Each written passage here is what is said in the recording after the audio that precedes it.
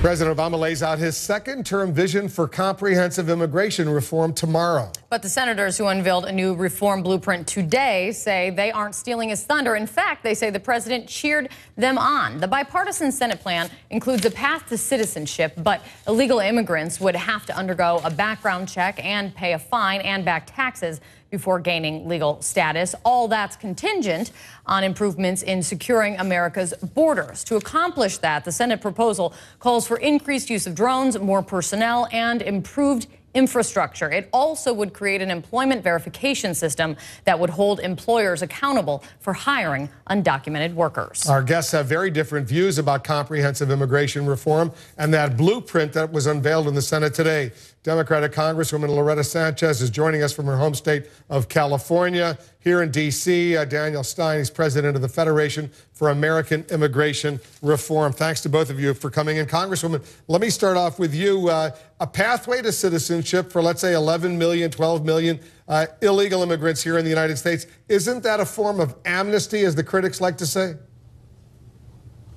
Well, first of all, we're going to have regulations, I believe, about what the qualifications that they need to meet. They are going to need to speak English, for example. They are going to have to pay a fine for having probably gone around the system and being here. They are, of course, if they have anything criminal in their background, they're not going to be eligible. So I think there's going to be a high bar for these people to meet. And it's also going to be a time of residency that they're going to be required before they ever even have a chance at citizenship here. But I do believe that they're already here. We've already realized in the Congress, even the Republican side has realized that you can't ask them to self-deport. You can't deport them all. You can't incarcerate them all. And that it's important for our country to move forward for Homeland Security reasons, from a family value standpoint, and from the economy and our interests. So all in all, I hope that this bipartisanship that has been shown in the Senate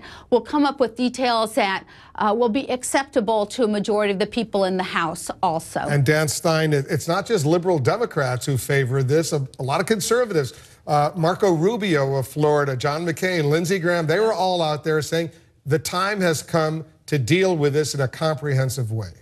Look, we've heard all this before. I mean, I've got video of Chuck Schumer in 1986 saying this will be the last amnesty. We won't do it again. Take a look at the debates in 2006. This is the only time. Ted Kennedy said that. I think you had some footage earlier today. Look, Marco Rubio said he wasn't going to support a path to citizenship. The AFL said they're not going to support a big guest worker program. We got a slack labor market.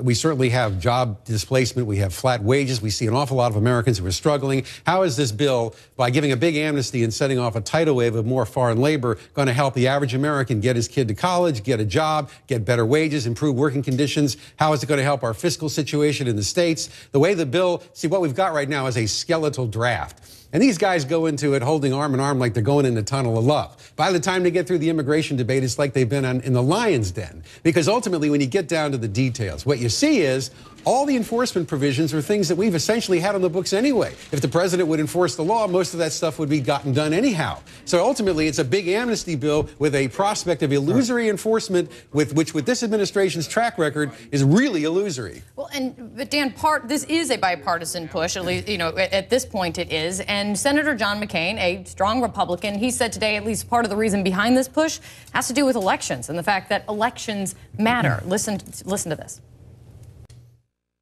Elections. The Republican Party is losing the support of our Hispanic citizens. And we realize that there are many issues in which we think we are in agreement with our Hispanic citizens. But this is a preeminent issue. So if this is the reality, the political reality and simply the reality, what can you do? I mean, if you're against this Senate bill, what's the other option? This is a watershed for the Republican Party, because ultimately what they have is a problem with low-income voters, 50,000 and under, single women, and because immigration is dramatically increasing the population of people working with less skill, less education, they're having trouble reaching that population with an effective message. Now, the business groups want to continue to increase that population dramatically over time, even though that's a population voting for politicians who want bigger spending. Then if you don't support what they're saying? Obama himself with McCain, remember McCain was Mr. Amnesty. amnesty in 2008. He didn't do that well with Latino voters. Both Obama and McCain said, we got to support border control, get a credibility to the system the way Barbara Jordan did. And now, ultimately, we're at the same place. Where's the credible enforcement that would be a condition preceding to moving forward? Let's let the Congresswoman respond. Go ahead, Congresswoman. Let's talk about it.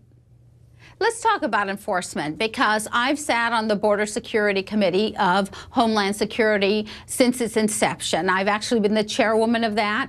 We now see Candace Miller, a Republican, who represents Michigan. We have increased our Border Patrol from about 5,000 people to now 22,000 people in that agency. So we've seen an increase in agents. A majority have gone on the southern border. I've got to tell you, terrorists who have come across have actually come from the northern border. We have problems with our coastline. So, you know, everybody always points to the Latino community, but the reality is that we want enforcement to ensure that we know who's coming in and out of our country. One of the stipulations that the Senate has put in this is that we cover the overstaying of visas. I think that's an incredibly important thing to do. Certainly the U.S. visa program, which was a visit program that both the Bush and the Obama administration put in place. They only did let's check the visas when people come in. They didn't do the let's check them when they go out. We need to get that, because we need to understand that, for example, the 9/11 hijackers were actually on overstayed visas. So we have done a lot of enforcement. This president has deported more people than President Bush did. We've done a lot of enforcement. We'll do some more, but we need to give status to the people who are part of our community already here. It looks, Dan Stein, like you may be on the losing side of this debate, given the political atmosphere right now after this election. Keep in mind that if Obama really wanted to get something done, he'd go with a piecemeal approach, the way Rubio said. They want comprehensive Look, if it's omnibus, then it's ominous, because there's always stuff you can find to hate. Jeb Bush wants comprehensive immigration reform. The former Florida, you read his article in the Wall Street Journal. This is a Bush family fallacy that Latino voters will vote Republican if you just give them amnesty. It doesn't work. He got 44% of the vote, Bush, in 2004. Our job, of the Hispanic vote. Our job at FAIR is to make sure that reform means that we fix the problems that brought us to where we are today, so we don't have to do this every 10 years. What we have right now is the beginning of a dialogue, but we're a long way from the finish line. Is there one thing that you would need to see in a comprehensive bill mandatory to win your E-Verify? support? Mandatory E-Verify. Repeal the ban on warrantless open field searches. We're not going down the path of a big agricultural guest worker program unless we repeal the ban on warrantless open field searches. Also, the Jordan Commission and the Hesburgh Commission over 30 years have said you got to eliminate the married adult sons and daughters preferences and the brothers and sisters, because you have chain migration and no rational reform can work if you don't get it done. Dan Stein is the president of the Federation for American Immigration Reform. In this debate, Loretta Sanchez is the United States Congresswoman from California, a Democrat. Thank you, this debate obviously only just beginning again.